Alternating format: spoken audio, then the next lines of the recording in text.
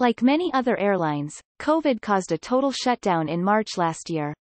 Initially, the focus for SriLankan Airlines was to get expatriates home who were stranded all over the world when the borders were closed. In addition to humanitarian and repatriation operations initially, the airline started focusing on cargo. Adrian Schofield, senior air transport editor for Aviation Week, had the privilege to speak with Vipula Gunatileka, SriLankan Airlines CEO, on COVID recovery and the challenges the airline is facing during the pandemic. During the Kappa Center for Aviation interview, they touched on the airline's plans going forward as well as some broader industry questions.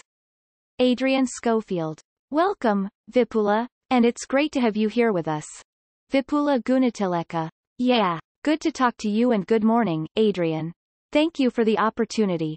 Adrian Schofield. Right. Well, firstly, I was wondering if you could talk about how the pandemic has affected your operations. It looks like trafficking capacity is still well down, but are they starting to recover? Vipula Gunatileka. Yes. I mean, like many other airlines, our airport came to a total shutdown in March last year, but we were fortunate what we did was being an island nation.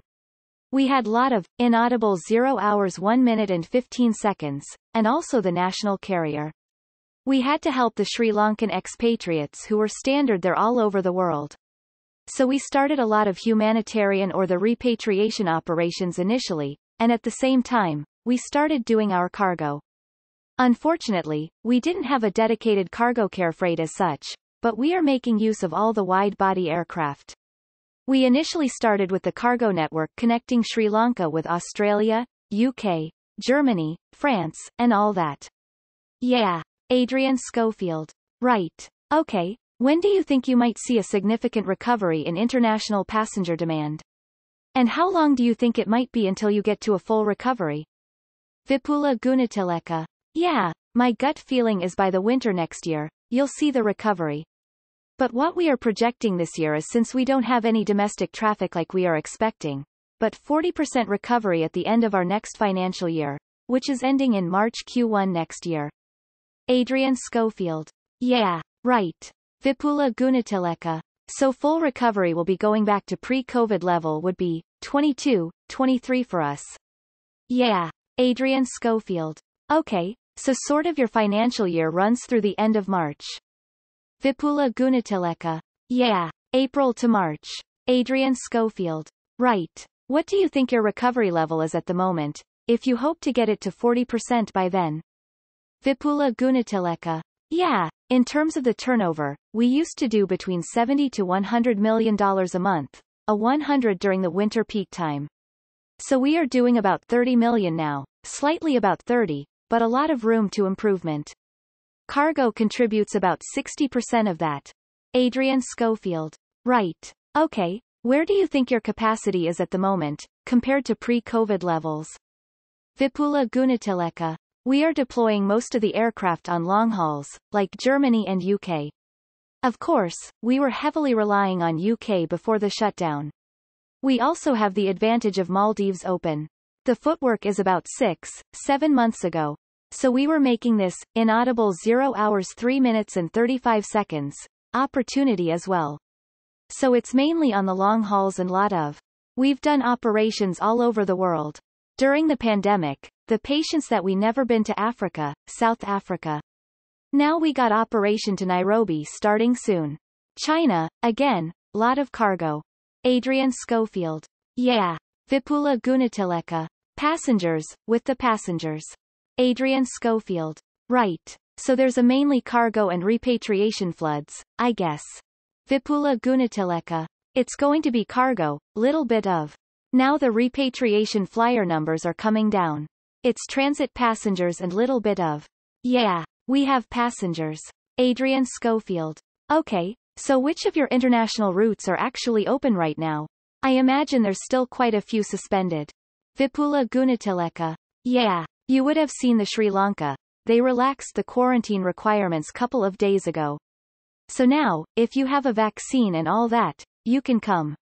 You had to only spend 1 day, and you went for tourists. They encourage it. They can go to a designated hotel for 7 days. So what we have done is we have opened a system, basically, Booking terms, Middle East and India. India, 2 flights, basically Mumbai and Chennai, coupled with cargo. Australia, Sydney, Melbourne, but you know the restrictions in Australia. So we can't get that many passengers there. Narita. We are also looking at Singapore now. Singapore, we do quite a few flights. A lot of people still go from India to Singapore or Colombo and Ramallah. Yeah. Adrian Schofield. Right. Okay. So what is still suspended in terms of your regular international network? Vipula Gunatileka. Yeah, majority of the routes we are doing in a very small scale. If you look at Australia, we are doing only 3 flights. Narita, again, only 3 flights at the moment. We'll be up to 4. UK was doing well, but we suspended with the restriction, but now I think we can reopen UK. I would say it's a very dynamic thing. Adrian Schofield. Yeah. Vipula Gunatileka. Sometimes we had to planning team. We meet 3-4 times a week and go through all the opportunities. They're so set. We got the main link through the cargo and then the rest is all. We are quite flexible. Adrian Schofield. Right. Okay. And so when do you think you might resume your London flights? Vipula Gunatileka. London? Now, we have opened the systems now with the new restrictions, with new quarantine rules. The Sri Lankans, who are in UK, they expected they can all come no sooner the UK. If there are restrictions and will be able to have, we are looking at summer really. Summer, we are expecting a lot, even we are looking at opening Russia. As you know, Russians, like at Moscow, we are looking at one frequency to start with in May, June timeframe. Adrian Schofield. Right. Okay, right. Ha. So, London resuming during the northern summer season. Vipula Gunatileka. Yeah, correct. Adrian Schofield. All right, okay. I know that the Maldives are very important to your strategy. How much have you reopened those flights? Vipula Gunatileka. Maldives? We are doing a lot of cargo flights and then passenger flights. At the moment, we do about 7 to 8 flights a week, which is nowhere near what we were doing earlier. Capacities of Maldives will kickstart soon. Adrian Schofield. Yeah. Vipula Gunatileka. Once London opens and here. Adrian Schofield. Okay. And so you mentioned this before, but what sort of travel and entry restrictions are enforced in Sri Lanka right now? I guess there has been a slight easing recently, hasn't there? Vipula Gunatileka. Yeah, it has. We are Sri Lankans, and they expect it swallowing. If they have the vaccine, just basically 1 day. If not, so they can stay in a hotel where they are to come with a PCR. And if they have actually been upon arrival, they do another PCR. And then within 40 or 24 hours, they can go tour. Even the others, like what your diet needs. We have a 7-day home quarantine facility available. Tourists, they go to a resort hotel, like a certified hotel. So they can operate within that bubble. Yeah. Adrian Schofield. Okay, right. And is there any sign of further easing in the near future, do you think? Or is that really going to be dependent on the vaccine roll-in? Vipula Gunatileka. I think it will happen because we are quite okay. We have got on top of the situation compared to the most of the countries. Our numbers are very little. So we will review this, but we open the systems now, so people can book in and within those parameters. Adrian Schofield. Oh, okay. And do you think when would it start to open around the world, in other countries as well? What's your feeling with tourism will rebound quickly because I know that inbound tourism is very important to Sri Lanka, isn't it? Vipula Gunatileka. Yeah. Tourism will lighten for Sri Lanka. Tourism, we rebound now. What is happening? I think we have had about 4,000 plus tourists coming during the last 1 to 2 months from Ukraine and Russia and the some of Eastern European countries. So they will come. They'll continue to come during summer because they have no places to go, actually. Europe is shut down, and the places like Egypt and Turkey have their own restrictions, so we'll have opportunities there to attract them and. Adrian Schofield. Oh, okay, right. And what about the tourism infrastructure in Sri Lanka? Do you think that has suffered at all during the pandemic period?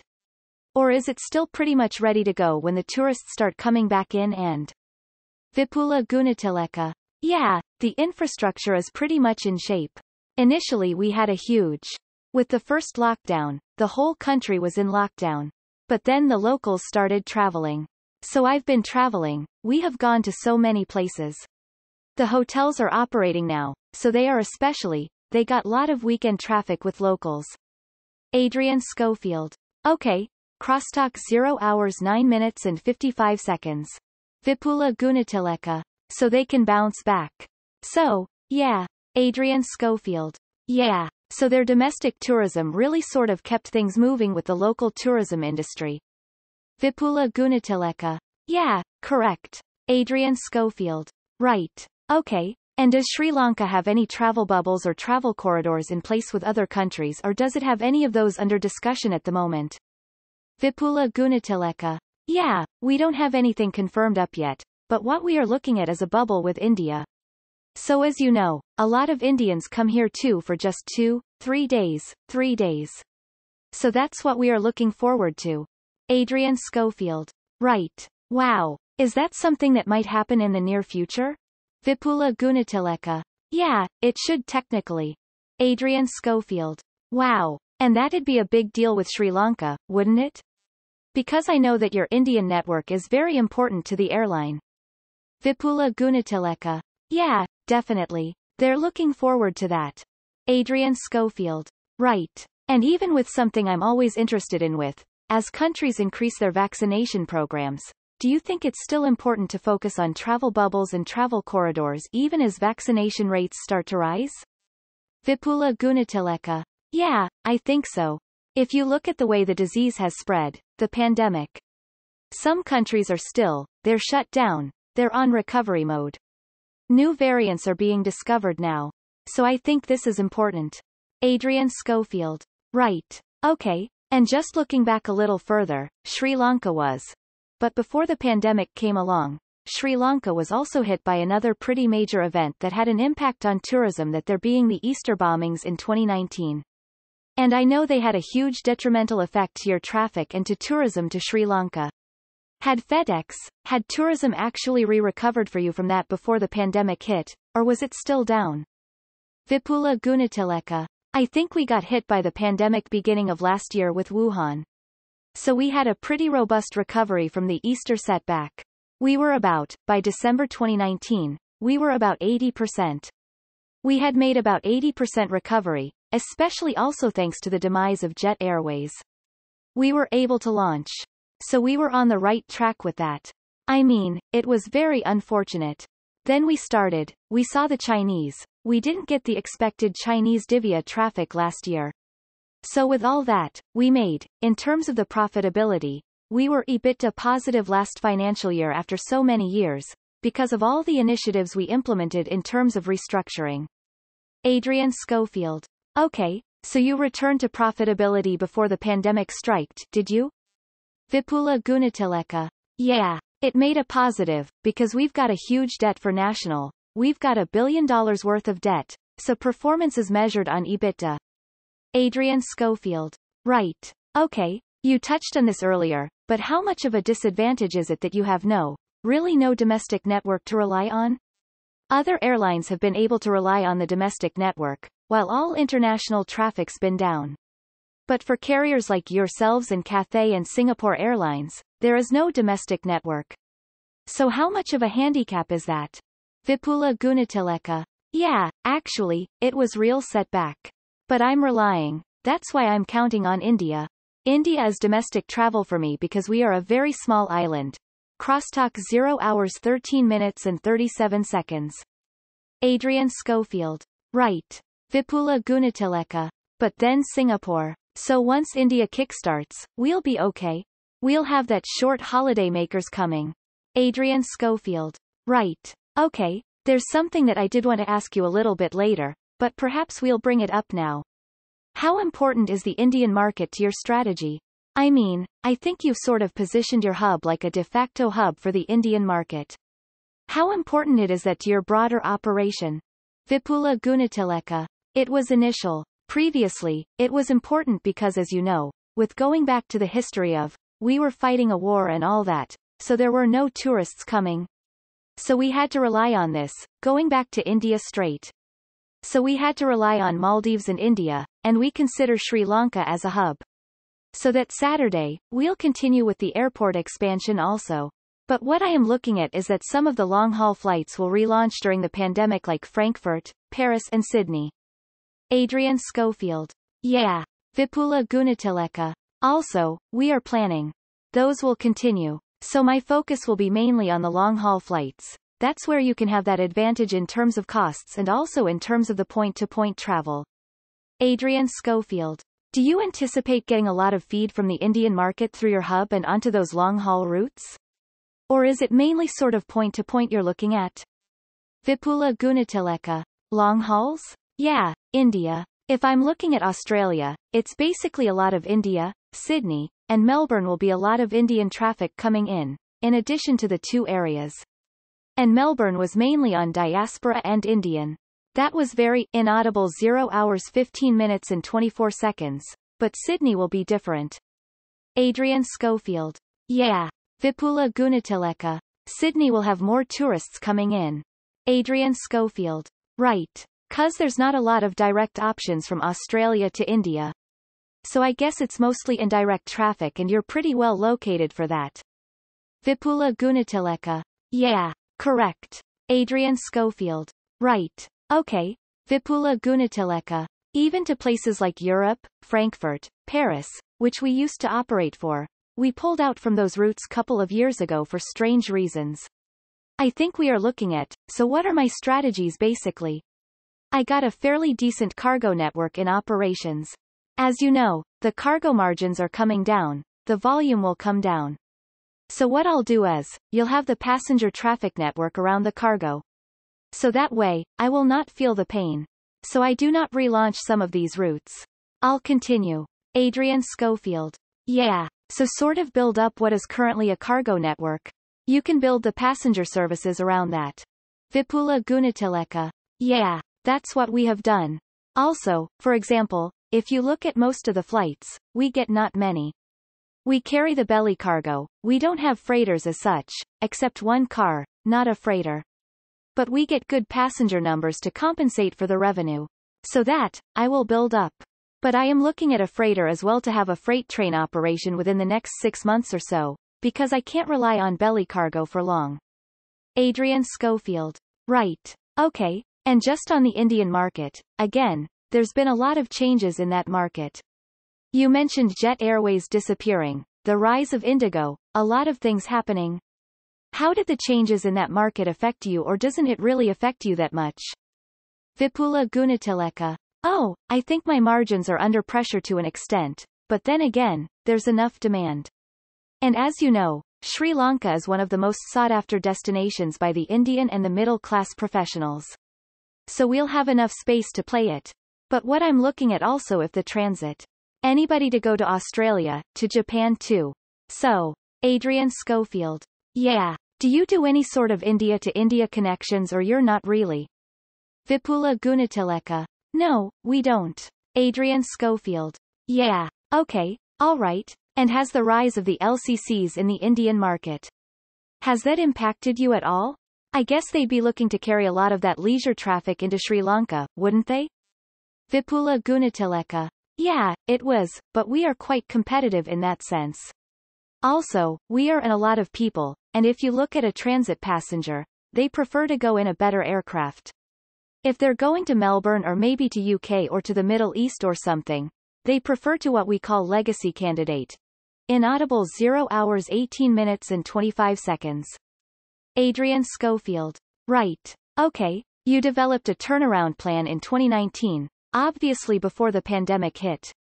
Have you had to adjust the strategy or the timeline due to COVID-19?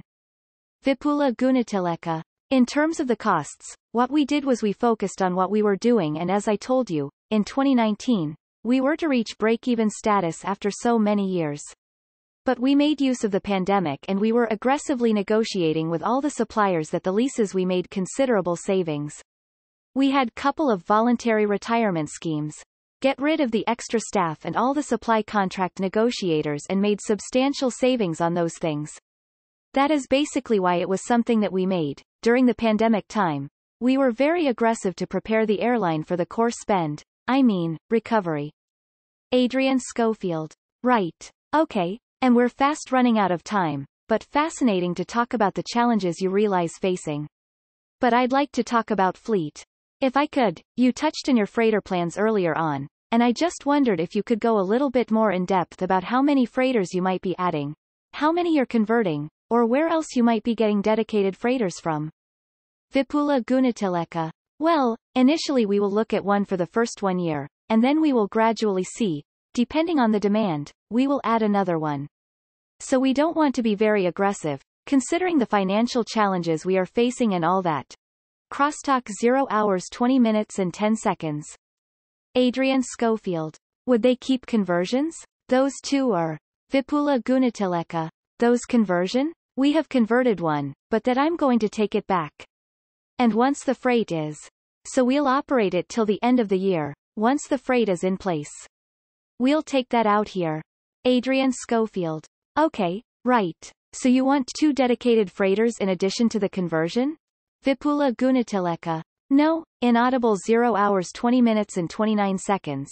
And we'll go out, we will, that was a passenger plane. So we are going to get the seats back. Adrian Schofield. Right, I see.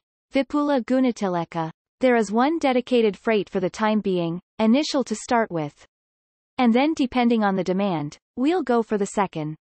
Adrian Schofield. Okay, leased aircraft. Vipula Gunatileka. Yeah, it's a leased. Adrian Schofield. Right. So what percentage of your fleet is parked currently versus the active lead? Vipula Gunatileka. Yeah, my fleet is, we had about 27 before the pandemic. Now it's 24 as 12 wide body, including the inaudible 0 hours 21 minutes and 2 seconds, freighter plus 12 narrow body. So I think the plans are if everything goes on, well, we'll go.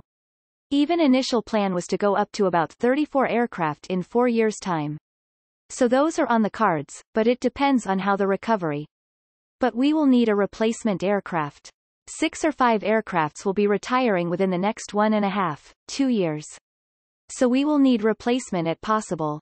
Adrian Schofield. Okay, and what's your thinking on that? Would that be the wide bodies or the narrow bodies? Vipula Gunatileka. Mainly wide bodies, we are looking at. So we are releasing 3 wide bodies and 3 narrow bodies, so we can get, what we are looking at is in 4 years' time to have 34 aircraft. So it will be 18 wide body and a 16, say 15 narrow body. Adrian Schofield. Okay, right. And so what sort of top wide body types are you interested in looking at? Vipula Gunatileka. Yeah, we all have all the Airbus fleet. So we will be looking at Amelia Bus, but the options today are, you got a lot of options. Earlier, we were not looking at 350, but today you can see the prices, so it's the lessees market. So we will look at maybe, but ideally for our type of thing, maybe 330, 900 nils. But it would be, inaudible 0 hours 22 minutes and 26 seconds, the aircraft or even 350, but 350 would have the added advantage of carrying cargo and all that. Adrian Schofield. Right. And I know you are currently in dispute with their bus about your existing 8350 order. What's the status of that? I think the expectation is that you will exit that 8350 order. Vipula Gunatileka. Yeah, I am unable to comment on that for.